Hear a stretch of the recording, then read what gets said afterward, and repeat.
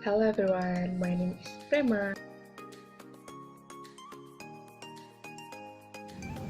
Hi, I'm Sagung Diah as a second speaker.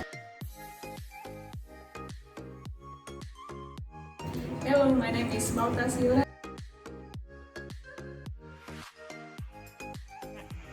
Hello, my name is Nindhya.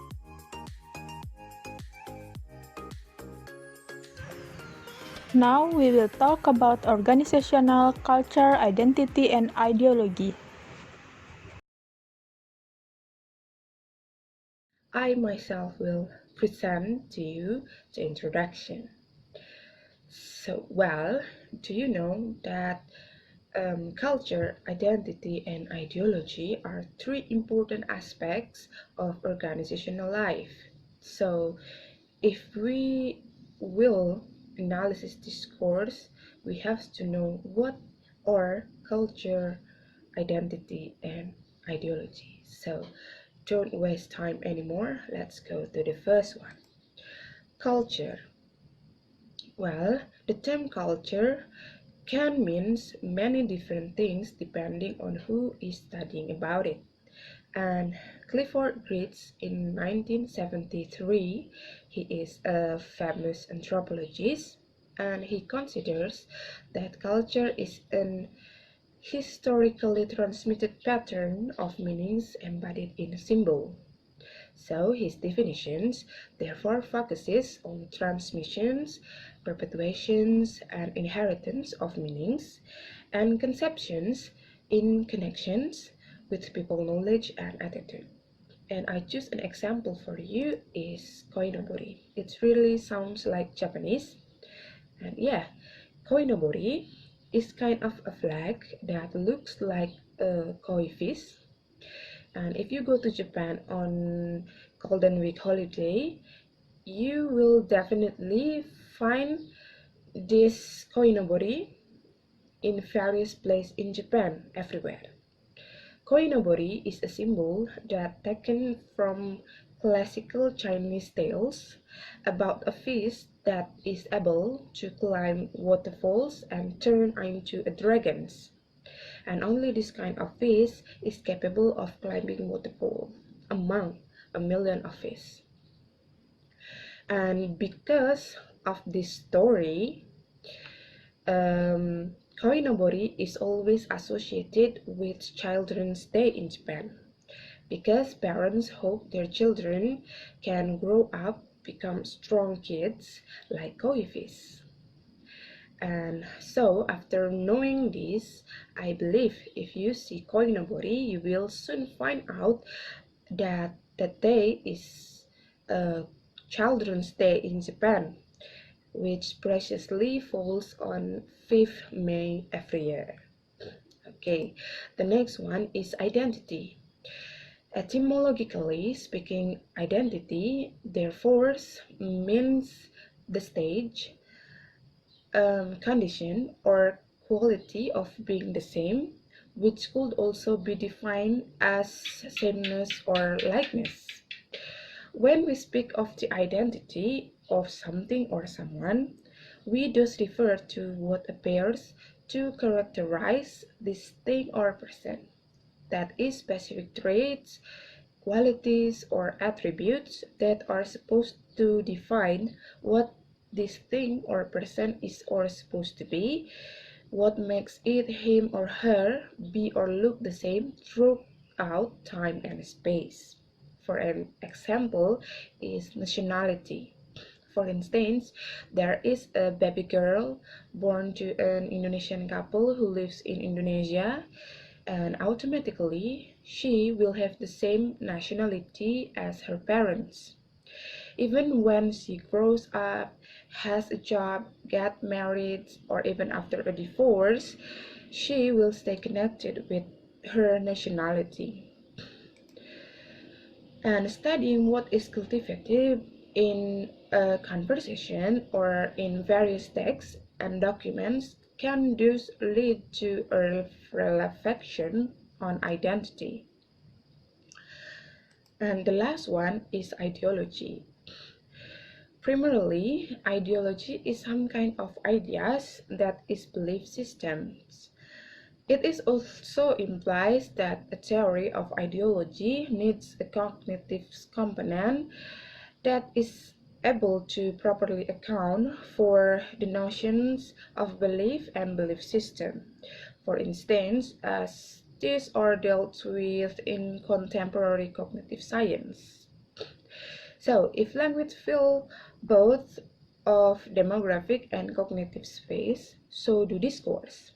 Discourse also relates to identity, which ultimately describes the ideology of a group. Therefore, it is possible to see discourse as a fourth space. And Verlo, for example, see discourse more as a social practice.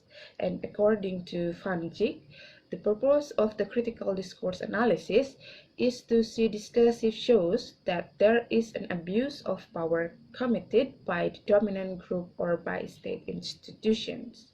So what I would say is ideology can change person into a society. And if we discuss discourse analysis, these three aspects, of course, culture, identity, and ideology, can't be separated from one another. Even though it only focuses on one aspect, indirectly, the analysis will still lead to other two aspects. So that's all for my part, and the other part will be presented by my friends. That's all. Come back with me. So, I want to ask you something. Do you know what is identity? Yeah, identity is who you are, the way you think about yourself, the way you are viewed by the world, and the characteristics depend on you. So, what kind of identity is? Kind of identities like race, nationality, name, profession, skill, and etc. So how about the document? The document is also part of identity. Why? Because in the document there is your biodata. For example, like document birth certificate, diploma certificate, and passport. That is part of identity because in there is your biodata. Speech act theory also appears in these problems. This perspective indeed highlights the transformative dimension of language, that is, in the fact in speaking, writing, and more generally communicating. People do not only inform each other but also transform the world in some aspect.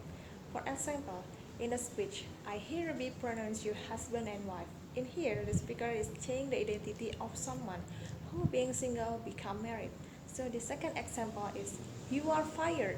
In here, the speaker changed the identity of someone from employee become unemployment.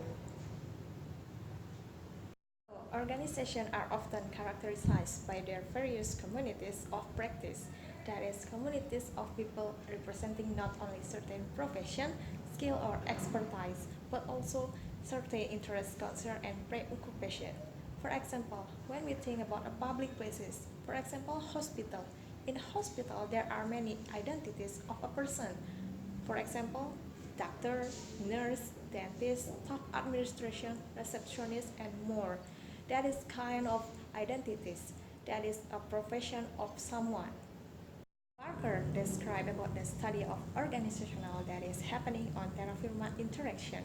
The situation is, one day in the terra firma organization, there are two teams in there, red team and white team. In the red team was experiencing a problem with one of its temporary workers named Bill. Bill had become romantically with Sandy, who worked on the white team. Bill spent his time in white team and doesn't work in his team. So the red team's coordinator reminds him that he has to work in his team. So let's rewatch and hear the conversation between Bill, Martha, and Diego. Check this out.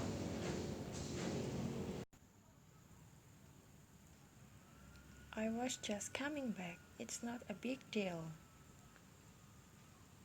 Look, Bill, we don't like the pattern you are setting here. You have been late getting back, and you are going to get yourself in trouble.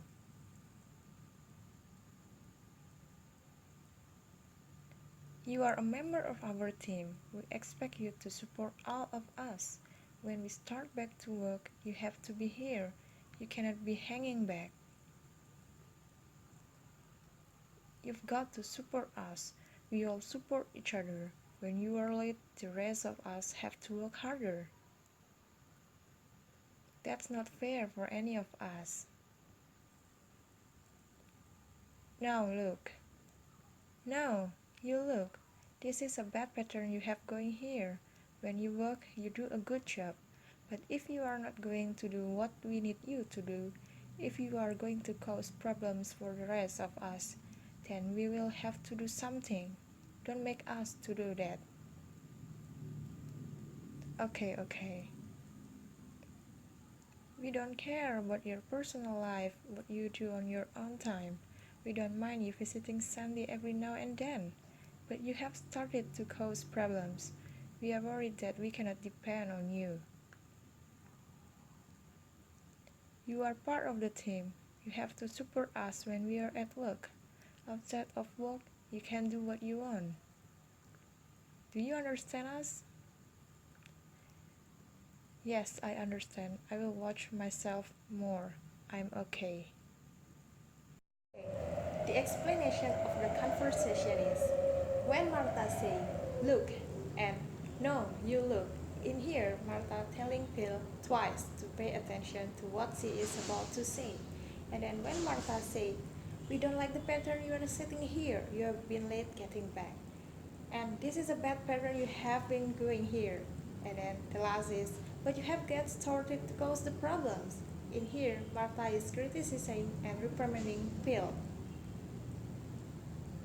Okay, when Martha saying, you are going to get yourself in trouble, but if you are not going to do what we need you to do, if you are going to cause problems for the rest of us, then we will have to do something. Don't make us to do that. In here, Martha is warning or threatening Phil. And then, when Martha say, you are a member of our team, we expect you to support all of us. When we start back to work, you have to be here. In here, Martha is reminding Phil what their expectations are. Okay, when Martha say, that's not fair for any of us. In here, Martha is telling Phil what his misconduct means for the groups. And then when Phil says something by symbol is XX, and then Martha respectively say, you are a member of our team. We expect you to support all of us. When we start back to work, you have to be here. You cannot be hanging back. And then when Phil said that, no, look, and interrupting by Martha by saying, no, you look. In here is Martha is interrupting him. And then when Martha says, we don't care about your personal life, what you do on your own time. We don't mind you visiting Sandy every now and then, but you have started to cause the problems. We are worried that we cannot depend on you. In here, Martha is telling Bill how to feel about the situation. Okay, the last is when Martha said, do you understand us? In here, Martha is asking him if he fully understood what their move mean. And that's all about the conversation explanation.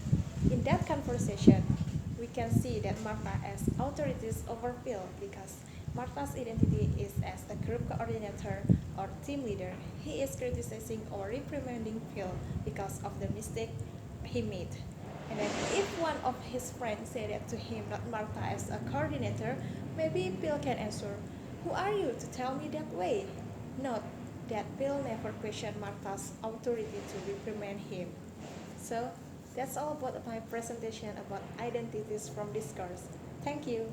I'm going to explain about unfolding organizational culture from discourse. Text and conversation will say or convey something about what is cultivated in a given group, team, or organization. We thus have to take seriously what the term value means, since a value means by definition something that people regard highly, cherish, or protect.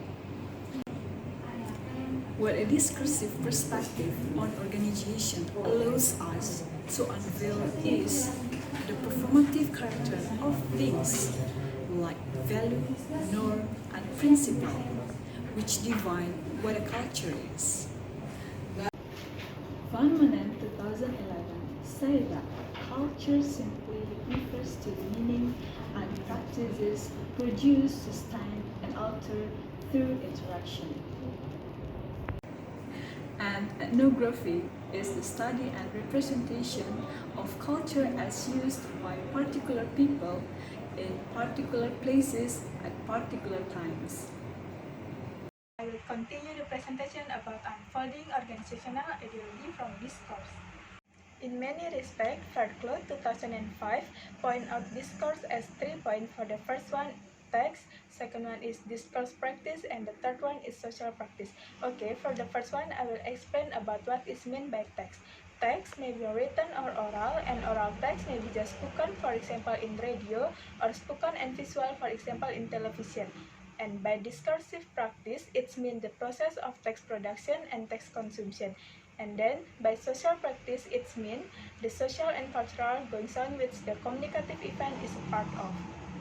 Okay, next, in order to illustrate this point, Althusser 1971 imagined to illustrate how people get subject to a specific ideology or order of discourse. As we remember in chapter 2, this scene portrays a policeman who hails a pedestrian in the street by saying, "Hey, you there," an interpellation that prompts this person to turn around, thus becoming, according to Althusser, a subject. As he noticed, the policeman embodies a form of ideology that constitutive individual as subject to it. For instance, Barker 1999 described the scene just before the discussion takes place. Martha saw that Bill was late. Again, getting back to work from a break. She got up from her work on testing, said something to Marty and Diego, two longer tenure workers on the team, and went to the white team's area. She caught Bill's attention and beckoned him to come. She waited for him just behind the red team's area. Marty and Diego joined her. Okay, for the explanation, as we can see from the sentence, she caught Bill's attention and beckoned him to come. The term used by Barker is beckon, which appears much less strong than hailing, calling out, or interpolating. In comparison with the policeman, Martha thus seems carefully not to publicly and openly hail or signal Bill to come to see her. This absence can be interpreted as an attempt on her part to preserve a form of respect vis-a-vis her teammate. Okay, for the second sentence was, "I was just coming back, it's not a big deal." As we can see in first line, a justification that shows how Bill appears to know already that some accusations are about to be formulated. He might be considered guilty of something. Bill knows he is in trouble, and this is why he starts justifying himself, anticipating the storm that is about to fall on his head. Okay, for the next explanation was, Bill's subjection could thus appear even stronger than in the policeman, guessing that no words even need to be pronounced in order for Bill to start feeling guilty of something. As already noticed, Bill is interrupted twice when he tries to defend himself, and he ends up acknowledging that he made a mistake. For all practical purposes, he does appear to accept the way Martha and her colleagues define the situation, a situation where he is presented as guilty of misconduct.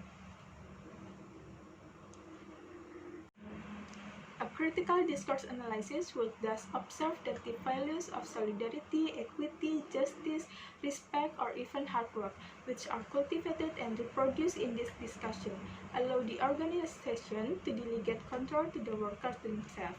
In other words, one way to conceive of a self-management team amounts to saying that it seems a wonderful device to subject teammates to the tyranny of other teammates, a tyranny that is supposed to ultimately serve the organization interests.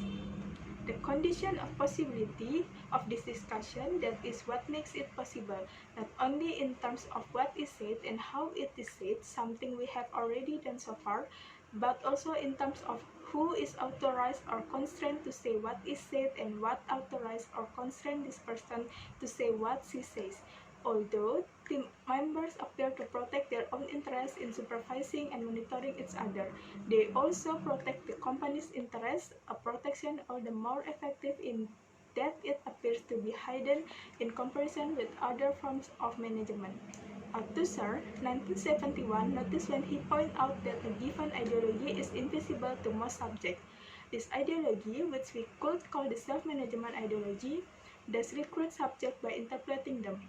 While denying its ideological character, This kind of analysis thus belongs to what Mambi 1997 calls a discourse of suspicion, to the extent that critical scholars are usually more interested in what is not said than what is said in a given discussion.